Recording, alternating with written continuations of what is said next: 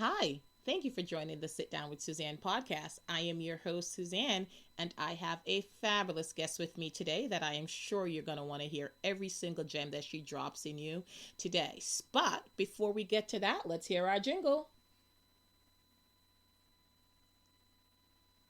Bum bum ba bum bum bum bum bum ba positively Susan positively Susan ba ba bum bum bum bum bum ba bum ba da da dum ba ba ba ba ba ba ba ba ba ba ba ba ba ba positively Suzanne.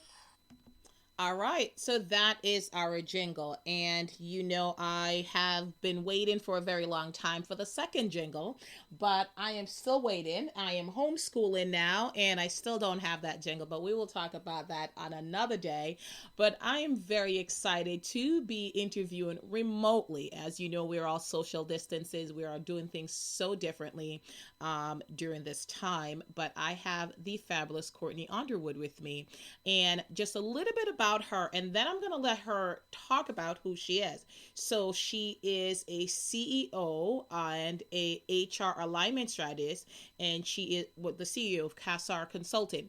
Now, Courtney, I'm going to have you introduce yourself, and I'm going to have you talk about yourself because I think that I cannot do you justice. So let's say welcome, Courtney. Thank you so much for the opportunity, Suzanne. I am so excited to share some insight and gems about all things human resources today. To introduce myself, of course, I am Courtney Underwood, CEO and HR alignment strategist at Kassar Consulting. So, what that means is I help everyday entrepreneurs and business owners learn how to build and manage their team. I offer the full range of human resources services, but my perspective is definitely unique. I myself am an entrepreneur, which means that I can speak to the business owners, the leaders, and managers about their experiences firsthand. That perspective has allowed me to go deeper with my clients and prospects and really develop offerings that speak to the entrepreneurial mindset as well as the shifts that they need to make in order to successfully lead their companies and organizations. So it's been, absolutely a rewarding experience. It is ultimately fulfilling, and I am really empowered by being able to help business leaders and owners really learn how to navigate the business of people. All right, fantastic. And you and I both know, because I dabble a little in the HR world, that people, it's our greatest resource, but it's also our most challenging resource at times. So thank you for Absolutely.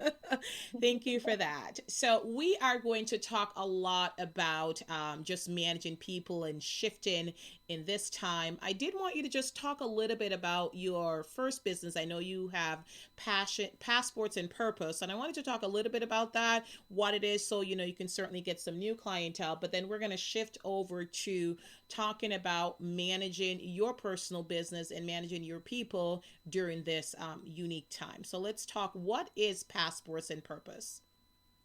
Sure. So, Passports and Purpose is actually my first company. It is a retail company that sells apparel and accessories for travelers and those that are really passionate about, affirmations. So I have two collections, of course, the Passports collection, which is all things travel, and then the Purpose collection, which is faith-based in affirmation apparel and accessories. So it is absolutely grown.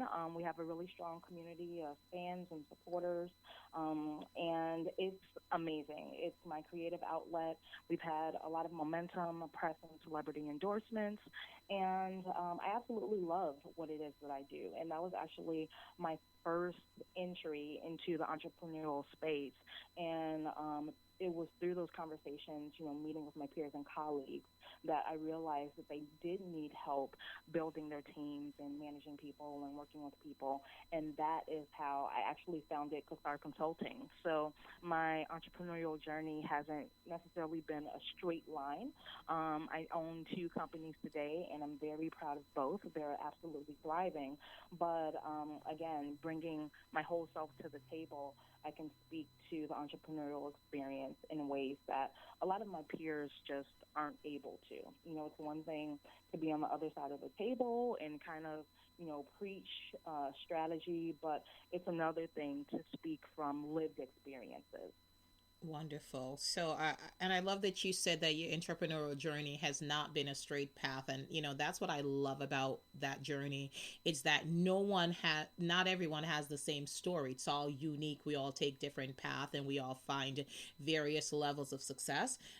There's certain common factors and key factors about it. You have to be, mindful of your passion. You have to be willing to put in the hard work, but everybody's journey is very, very different. So, thank you for sharing that with us. And I know that things have shifted for you a little, just in terms of where we are now. Not as many people are traveling, but I know that you have certainly found a way to still continue to be a value to your clients. So that's wonderful. Thank you. Thank you. All right, so let's talk about Kassar Consulting and what it is you do. I am a life coach, and I do have a couple of clients who have reached out to me, and they're trying to figure out how to go forward. With COVID 19, we're home, a lot of businesses are closed. What do they do? Like, do they just give up and when it comes out, they start over? How do they continue to move ahead, even if it's a little by little, and still bring value to their customers and their clientele while they're not actively running 100%? I think you hit the nail on the head, even in your question. The times that we're in now require businesses to pivot and actually shift or grow their offerings to serve customers and add value where they need it the most. I can speak firsthand on my experiences with both Passports and Purpose and Kassar Consulting, the things that I've done to kind of meet my clients where they are. And so, starting with Passports and Purpose, obviously the first collection is all things travel, right? And people are not traveling right now. And so, what I decided to do with my team was actually launch a limited edition collection of work from home items. So we have a fun line of, teas and accessories that really speak to the working from home experience. And that line has absolutely taken off. It's actually went viral a couple of times, just because we are, again, meeting our clients where they are. So we're picking up on different themes and things that they're experiencing, like being fatigued from so many video conference calls, or, navigating the challenges of homeschooling for the first time ever. So it's capturing all of those experiences and putting them on a fun tee, because again, you still need things to wear even though you're working from home, and it has taken off. So that's kind of in the product based company sector. Whereas Kassar Consulting, I've actually prepared a series of master classes that can speak to managing and developing workers remotely. So this new virtual workforce is something that does have to be addressed, because when things return to quote unquote normal, it is naive to think that they'll be what they were before. Um, we have workers that are working remotely for the first time, and they have been told that it's impossible Yeah. to work from home. But yet here we are, right? And, we made it happen. So it stands to reason that those workers specifically are going to want to continue remote work as an option. And, companies have to evolve and shift to accommodate, that kind of new normal.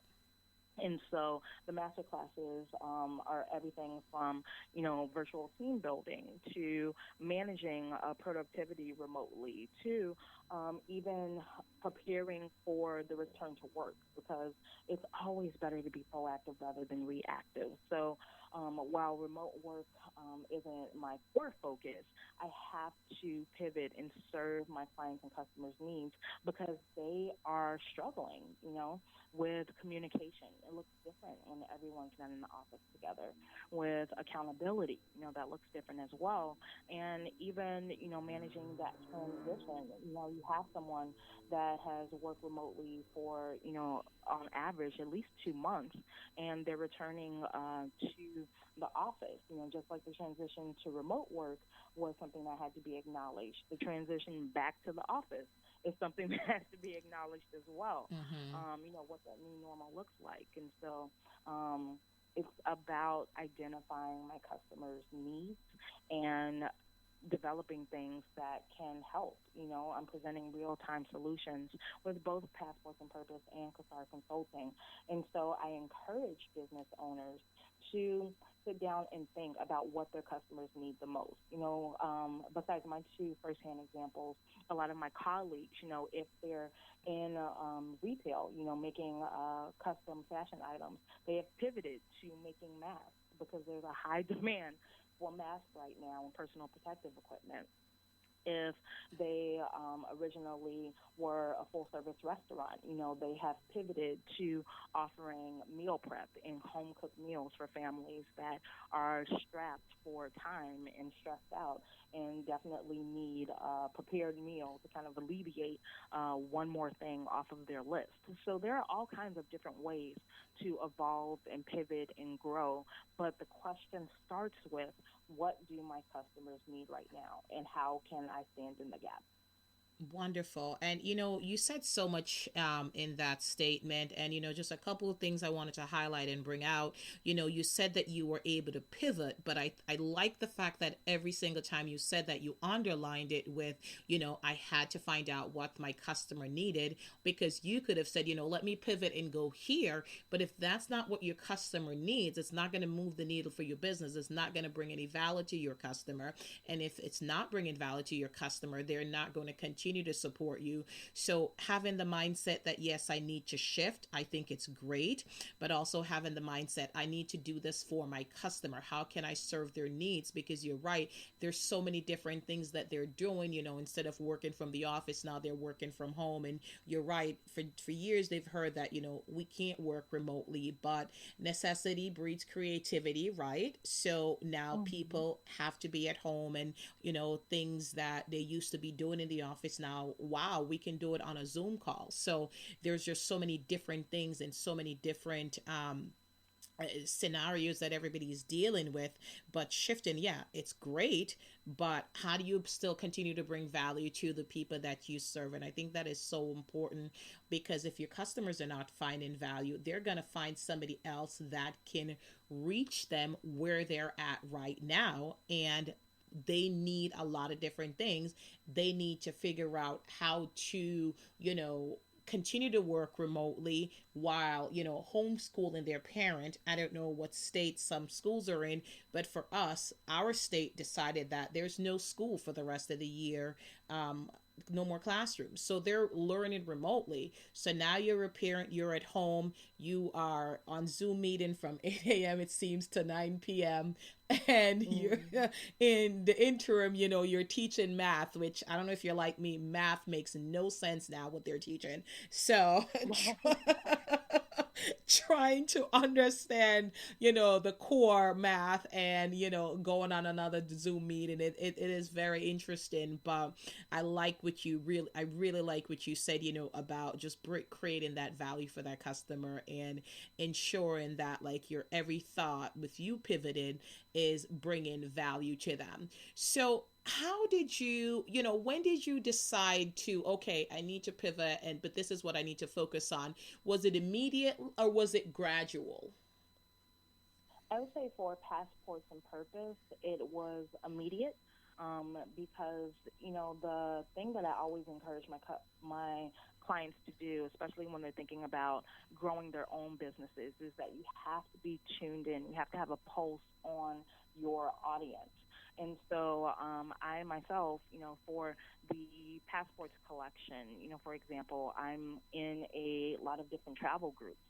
Because I want to know what people are talking about, what's frustrating people, what's making them laugh, what are they worried about, what do they expect.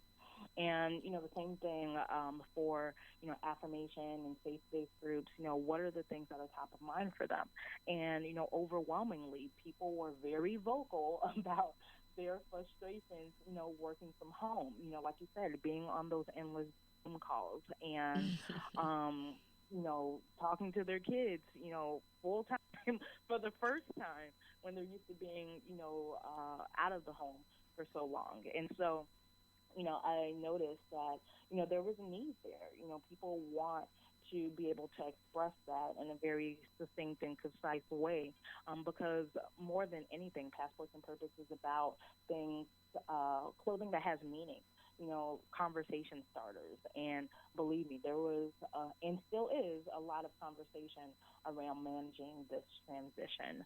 And with Kassar Consulting, the as we embrace the new normal. And as all of these directives, the shelter in place orders and the social distancing became more concrete.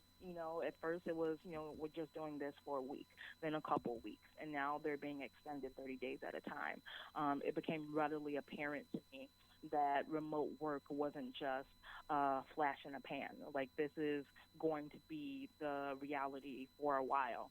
And I knew that business owners, entrepreneurs, and leaders really need to know what to do with their teams. It's one thing to have everyone work from home for a week or even 2 weeks, and just kind of power through it. But as 2 weeks turned into 2 months at this point, Mm-hmm. it's significant and it has to be acknowledged. And so that happened, as I would say, by keeping an eye on the news, as all of these different directives were coming out. And when they started coming out, at the federal level, that was something that I immediately paid attention to. All right, that's wonderful. So I know that a lot of businesses now, like, they're told that there's a lot of small business loans that are available, but just based on there's just so many different businesses, not a lot of them qualify for loans. So Hmm. what would your advice be if, I could be so bold to ask you just to offer some advice to someone who's like, well, my business does not qualify for a loan. What do I do? How do I continue to, I can't get my product out there. I have no money to get the product out there. What do I do? Like, I'm at my wit's end. Where do I start? Because I think that's what people are searching for. It's the start. It's easier to finish once you're started, but how do I start? Sure. So I have two pieces of advice that immediately come to mind when you share that. The first is to consider why your business doesn't qualify. One of the filters that I have for my prospective clients for, deep dives and one-on-one services is to make sure that they are a fully established business. So they have to have a business structure. They have to have a business bank account. They have to have all of these systems in place to be a legitimate business, to do those deeper dives and client audits. However, they are more than free if they don't have those things yet. They're more than free to take, some of my entry level classes. Um, so one of the biggest things I've seen as the reason that people are being turned down for the government, assistance and loans and all of those things is because they don't have payroll set up. And a lot of the loans and grants are based on what you're paying your employees because it's meant to keep your workforce active. And so if you don't have any documentation about how your employees are paid, including yourself, then it is very, very hard, near impossible to get qualified. The second thing that I see a lot of companies getting turned down, as a reason that a lot of companies are getting turned down, is that they have their independent contractors, like the 1099 employees, misclassified, either because they don't know the difference between an actual W 2 employee and a freelance contractor. They're paid differently, but there are just so many other differences Mm-hmm. besides the tax implications about why they can be misclassified. So not only are they not receiving grants or loans, but they're also putting themselves at risk for being audited for those misclassifications, which come with hefty fines.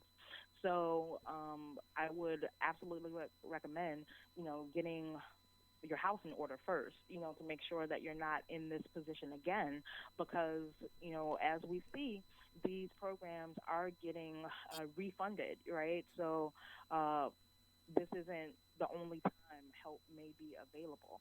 And it also puts you in a stronger position for all kinds of grants. This isn't the only time grants are being offered, maybe from these particular sources, but you want to have all of your ducks in a row to make sure that you qualify for help when help is available. So that is the first piece of advice I would give people, just to make sure that they're doing things by the book. The second thing, for to answer your question more directly, for people that need to know how to start but don't necessarily have a lot of tangible resources available, I would recommend that you start where you are. Look at what you have and then go from there. Again, if you are paying attention to what your customer needs, then you have to be creative in how you can meet that need. A lot of the things that I do in my business don't necessarily cost tangible money, but they do cost my time, and that has a monetary value. Don't get me wrong, but developing different master classes was not done without my insight, expertise, and my time. But I didn't have to pay for any additional things. I Mm-hmm. recorded at home with a $20 ring light from Amazon.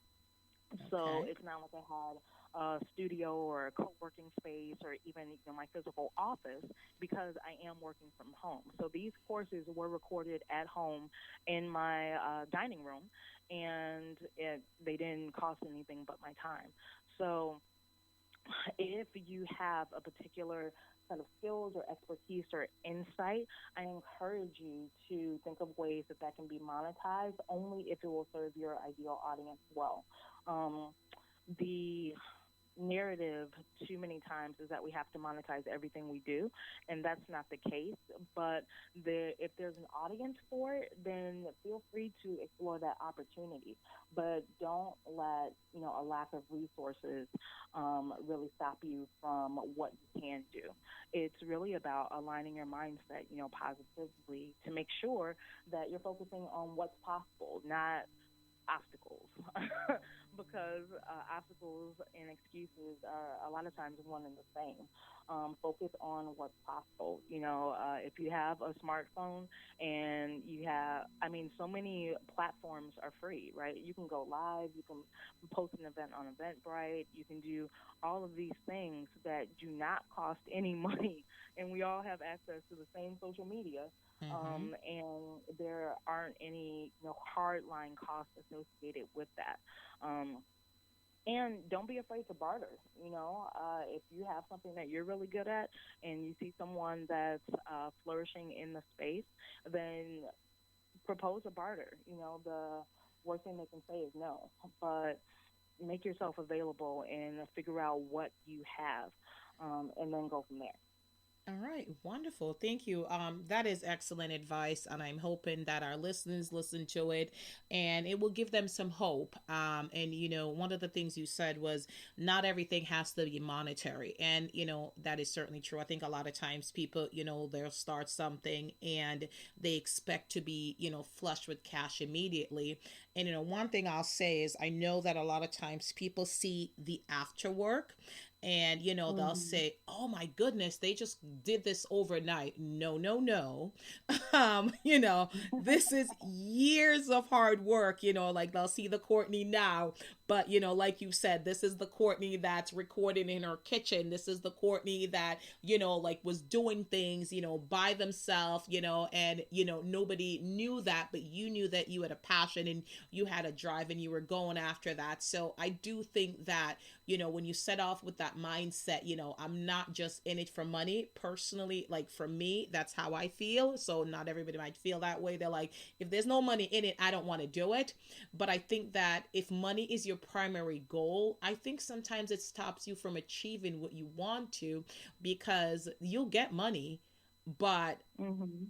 you don't get purpose, and I find value in, like this forum that I'm on the podcast, and I have an opportunity to talk to so many different people and to bring information to people, and speaking to you today and getting that information, and there's some advice in there that I'm going to take, and there's some advice that I'm praying that my listeners listen to, because I want them to move forward. I want them to be able to get out of the rut that they're in and be able to move their business and say, hey, I heard, this lovely lady on a podcast the other day, and she was talking about, creating value, making an investment and, in myself, and, like the master classes and things like that. And, there's so many master classes that are out there now.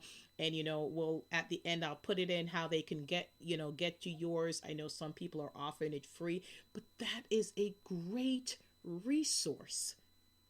Mhm. Mhm. Master classes are great resources. It teaches you so much, and and we don't have anything but time at this point, right? What are we doing? Where are we going? We have the opportunity to, learn so much. And I think that you should always seek to improve yourself.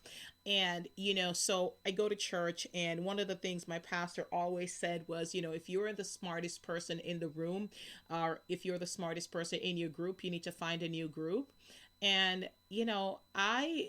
I aspire to that. If I am the smartest person in the group, I don't give up my friends, but I want to be surrounded by people who know more than me. And that's why Mhm. I invite so many different experts on the show, because I want to learn.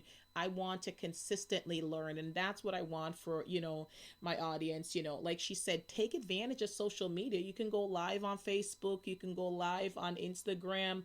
I mean, Twitter, I don't know if you can go live there yet, but there's so many different avenues that are available that wasn't available then. So it's about shifting your mindset. It's about pivoting. It's about realizing that times calls for different things, and you can still be successful.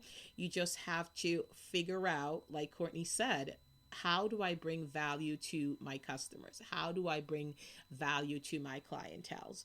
So managing people, like I'd mentioned before, that it's people are our greatest resources, but sometimes they're also our most frustrating resources. So I know a lot of people lack motivation right now, and Mhm. dealing with HR, I've had a lot of times that I've had to deal with employees and get them motivated, because not everybody is self-motivated. um, and I've been reading a lot about how people are struggling just with getting up out of bed and to get motivated. So, any advice on how they can just get that motivation going? Sure. One thing that I tell even my current staff is to focus on one step at a time. Focus on the next right thing. That's how I phrase it. So it can seem intimidating or daunting to leap into the day like we used to do. But if you focus on one thing at a time, it becomes so much more manageable, and it's easier to get that momentum to start your day. So build a morning routine. If you start off with, breakfast, then focus on breakfast, and that's it. And then focus on, signing in and getting things done. But a lot of the time, it's with starting. Once you start, you're good to go. But you have to be able to make that decision to get out of bed and start your day. I myself, I have two alarms to wake up in the morning. The first is wake up, and the second is get up. Those are two different things. So it allows me to kind of ease into the day. Um, but it, don't be afraid to experiment. but as far as mindset goes, focus on the next right thing. So, okay, I've tackled breakfast for myself and my kids. Now I have to do this and then do this and then do this. If you're focusing on one thing at a time, it's a lot easier to move throughout the day rather than overthinking it and falling into analysis paralysis, right? Where you're thinking about all the things you should be doing, but you're not doing anything. So, um, yeah, so that's what I tell people. If you're, lacking motivation or lacking will, just focus on the next right thing and go from there. That's awesome. That's perfect. Believe me, I've been there where I've created this list of everything I was going to get done. And, it can be intimidating. And I was like, holy moly, I'm going to get all this done. And, at the end of the day, I didn't. But you know what? You're right. Focus on one thing. And I'm like, okay, need to get this one thing done today. And you're right. Hmm. Set that alarm if that works. I personally can't get up on my own. My mom, like clockwork, crack of dawn, she's up. Me, I need a couple of alarms and a couple of snooze button, but once I'm up, I'm up. But listen, don't be afraid, like she said, to try something new. Like, don't be afraid to get creative and figure out, what can wake you up. I remember back in the day when I had to get up for work, that Madagascar, my kids used to watch Madagascar, and there was this like tan tan tan tan tan tan tan. It was this thing like Marty song, and that was my alarm because it was so annoying. And I'd put the phone on the other side of the room because I would have to get up and go get that. And I couldn't go back to sleep after that. So, try little tricks and things like that, to get out of bed and things like that. All right, Courtney. So we have shifted. We have moved into this new sphere, which honestly, even in January, it's not something that I could have even fathomed in my entire life. I could not imagine we would be in a situation where I am told that I need to stay home. And I'm grateful and I'm blessed that I'm one of them that's able to, stay home and still, live my life. But, and I have no idea when I'm going to go back. It's really sad. There's no end game. I don't know. I don't think anybody really knows. All we hear is we're going to try and, maybe. But in the interim, we are doing things differently. So you talked a little bit about in the beginning that when we go back, we're going to have to, also shift because it can't be business as usual.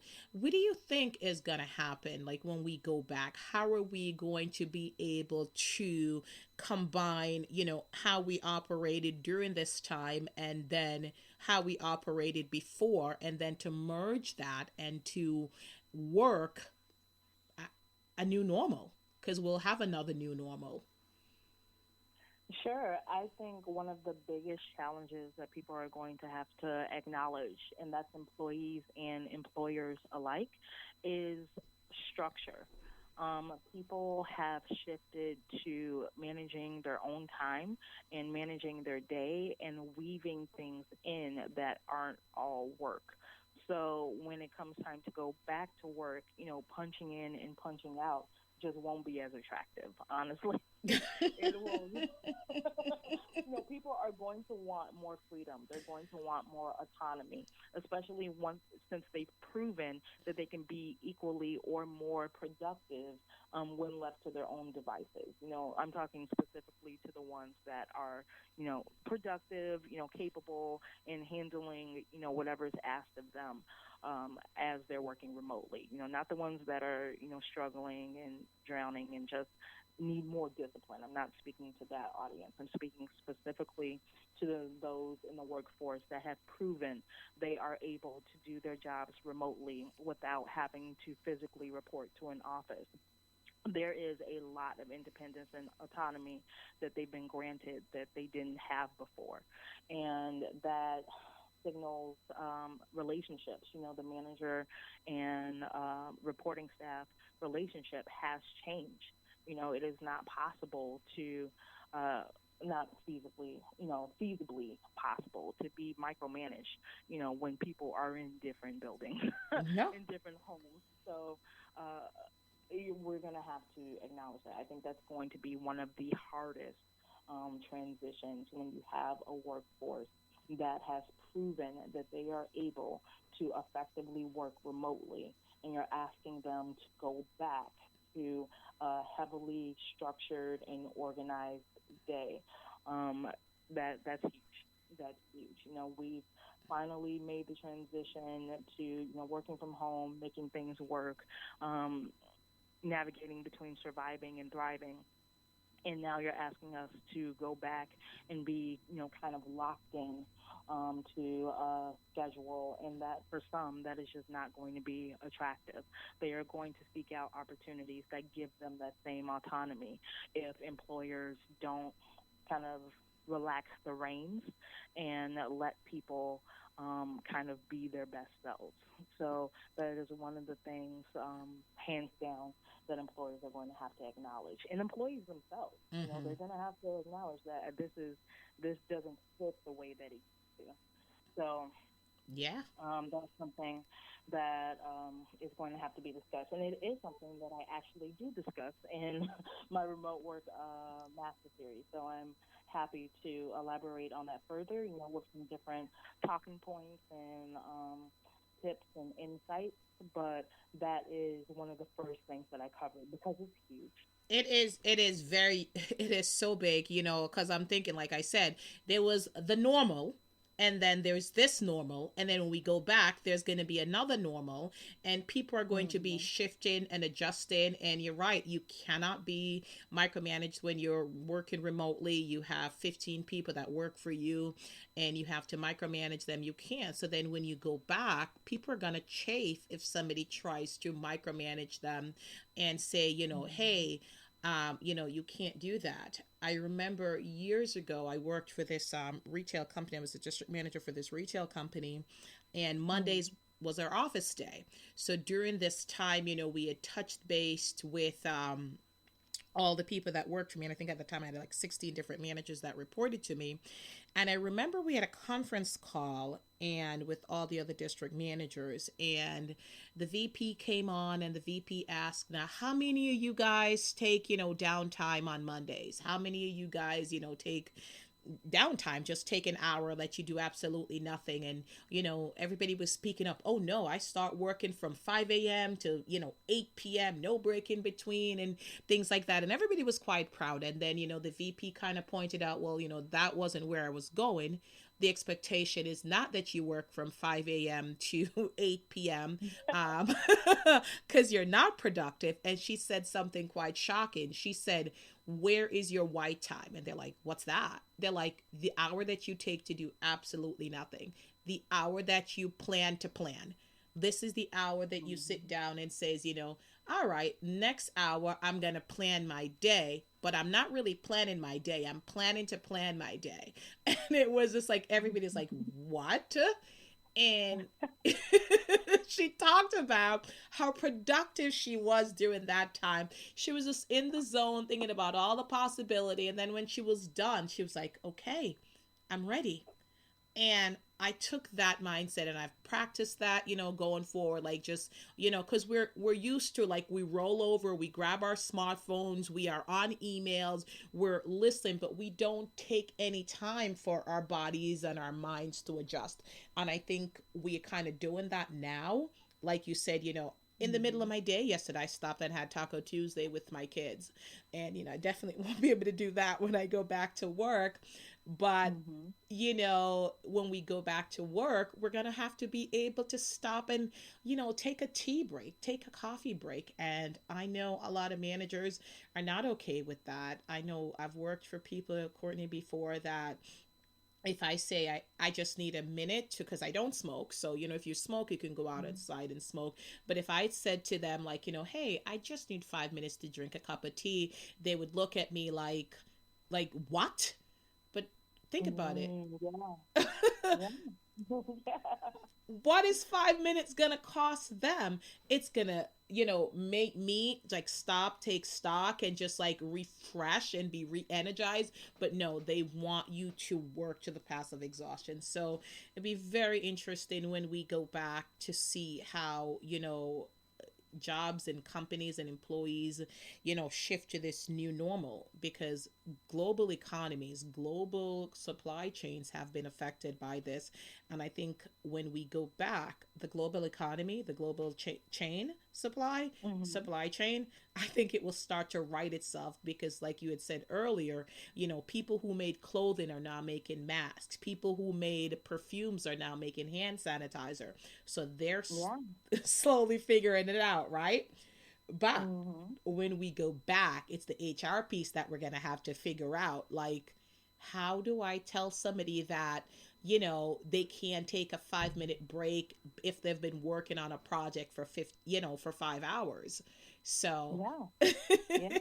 it's, Yeah, I mean, you said it perfectly.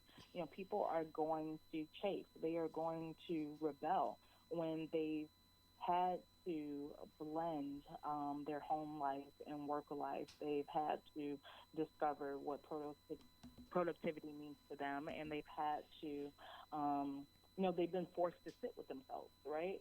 And in that time, if they've discovered how to live instead of just exist, then they are not going to want to go back. Self care has been a priority. Investing in themselves has been a priority. Discovering new skills has been a priority. Time with family has been a priority. And it's not going to feel the same. It's not no, going to feel it is so. not. It is not. Yeah, It's not, for employers and employees. I mean, I certainly wouldn't be able to go back to, the way it was. And a lot of people are not going to be able to go back to the way it was. And I'm hoping that this time that we've had with ourselves and employees, seeing the value of their employees, will really just reassess, and maybe we'll move to a kinder, better, gentler society. Who knows, right? We can only hope. yeah, yeah. It's powerful and impactful, and to ignore it and not acknowledge it is, like I said before, dangerous. It is absolutely dangerous because you're going to have a workforce that is disgruntled, and they might not even be able to articulate why, right? No, Um, and so it requires, a level of self inventory and self reflection, headed in the other direction, kind of doing, a lot of that work in reverse. And yeah, we're going to need to definitely invest in making those adjustments proactively instead of reactively. absolutely. We gotta go in. It's where, what's that saying? It's that, you don't plan for a war while you're in the war, you plan for it while you're at peace. So Yep. I would suggest employers need to start planning to how they're going to, manage their people when they come back. Let's not think about it while they're in it. We have some time that we can certainly think about how we're going to adjust, how we're going to treat our people differently, how we're going to look at, this rigid 9 to 5 mentality that you can only get everything done if somebody works 9 to 5, Monday through Hmm. Friday and things like that. And what about, half days on Fridays and things like that? Because the goal is not to be less productive, I think. And, this has taught me, and I think many others, that when you take care of the employee, the business will run itself. Yeah. Yeah. Like, Yeah. they will. I'm telling you, they're your biggest asset and biggest risk if they're mishandled. So, employees that are engaged, happy, and thriving are they can scale a business exponentially, right? But if the opposite, if they're running in the opposite end of the spectrum, if they're actively not engaged, contributing to a toxic work culture, then they can destroy a vision, right? It doesn't matter how Absolutely. good the company is, doesn't matter how good the product is or service is, whatever the company is producing. If you don't have the right people in place, it is not going to succeed. It's not. It's not sustainable. Not at all. And believe me, I work in retail management and I echo that resoundingly because I know that no matter how good the product is, if my cashier is simply atrocious and rude to the customer, that's what they Mm-hmm. see. And they're going to associate that cashier with the company, regardless if this person's working 4 hours a week and making, 12 bucks an hour. They don't care. That is the Yeah. company. And they're not going to call that cashier's name. They're going to call that company's name. So, my Mm-hmm. encouragement is to take care of your people during this time that you're at home and in between scheduling those Zoom meetings. Let's think about how you can, make a better environment for your people. Take a couple master classes, right? Mm-hmm. Yeah. All right. Yeah, absolutely. Well, Courtney, I could chat with you all day. There's just so much gem inside of you that I would certainly love to, get out there. So, looking to wrap it up, I would love to just get some final insights and thoughts of, where you think, we should be thinking of looking to, going forward. Sure, I would say that for business owners, entrepreneurs, and leaders, they should be evaluating their business and weaving in a flexibility and the ability to pivot. They have to think about business differently, and they have to keep their workforce in mind when they're doing that. So they work hand in hand. Too many of my clients, before they become clients, they have a thoroughly laid out business plan, detailed, every T crossed and every I dotted, but there is absolutely no mention of people in that plan.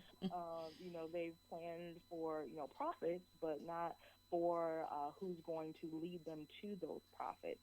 And so I encourage, those that are in the entrepreneurial space, and again, even managers, to think about people, because you cannot accomplish a vision without people. Absolutely. Oh my goodness. That is a tagline if I've ever heard one. You cannot accomplish a vision without people. I mean, you can write it out on paper and it looks all pretty, but you do need people to help push it forward. And in order for those people to be as passionate about your vision and your dream as you are, you have to treat them well. It's as simple as that.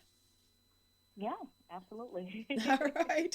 All right. So, Courtney, talk to me about how do we get to you to get your master classes and things like that. Let's plug you. So we've given all the advice that we can to businesses and business owners and employees and employers. So this is a wealth of information for everybody. So how can we get people to connect with you and your master classes so that they could learn more?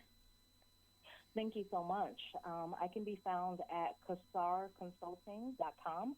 That is KASSAR consulting.com. I can also be found on Facebook at Kassar Consulting Chicago, as well as Instagram at Kassar Consulting. If you'd like to connect with me on LinkedIn, you can find me at Courtney Underwood. That's where I am. Feel free to reach out, to send an email, to leave a message. I do respond to all inquiries personally because I do care about the business of people. So I am, thrilled to hear that you've received a lot of, insight and expertise, because again, it really all does come down to people. Absolutely. All right. Thank you so much. And now, you guys, you heard that. I'm also going to share that, when I do my Facebook post and my Instagram post, where you can get in touch with her because I think that you will definitely get some value out of her master classes. I think you'll certainly learn something. And if you didn't find something for you, give it to somebody else. All right. So, Courtney, as we're wrapping it up, for you personally, what do you hope to gain from this experience during this time as you're shifting and doing it for your customers, things like that? What's the biggest lesson that you have learned and taking it forward? How is that going to change Courtney the operator? As far as a personal change, I have used this time to invest in myself and invest in my business. It is too easy to focus on everything that's going wrong, whereas I choose to focus on everything that's going right.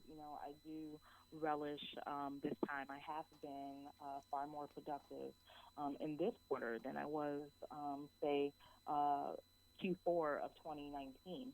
And that is because I've managed to tackle, all kinds of things that were on my to-do list that I never made a priority.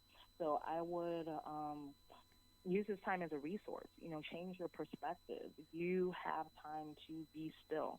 So whether you need to rest, or whether you need to invest in yourself, whether you need to take care of yourself physically, emotionally, mentally, spiritually, use this time as an asset, because I can guarantee we've never seen times like this before. And, prayerfully, we won't see times like this again. So use this time and shift your perspective, because time is the only resource that we don't get back. So use it to do something that will better you in the long run. Wonderful. Well, I couldn't have said it any better myself. I do recap at the end, but you did such a beautiful job with that. Time is our most precious resource for us personally, and even what we give to somebody else. And you can't get it back. Like she said, you absolutely can't get it back. And, a lot of people are saying that, they're stuck at home. And I heard a couple of people say, change it to, I am safe at home. But just think of this time, it is unprecedented. We have had 2 months off to be home, with ourselves. There's so many other things that's going on, but like Courtney says, let's focus on the things that are going right. And you're alive, you have your health. Some of us are lucky enough to still get paid, some people are getting unemployment. Whatever your circumstances, find something every single day to be grateful for. That is my advice to you. So, Courtney, I thank you. I appreciate all you shared on the program. I certainly gained some things, and I know that our listeners are going to be gaining something also. And, my hope is this: when we come out of this, that we all become better people. So, thank you. And let's take it out by saying bye bye. Bye. Thank you again.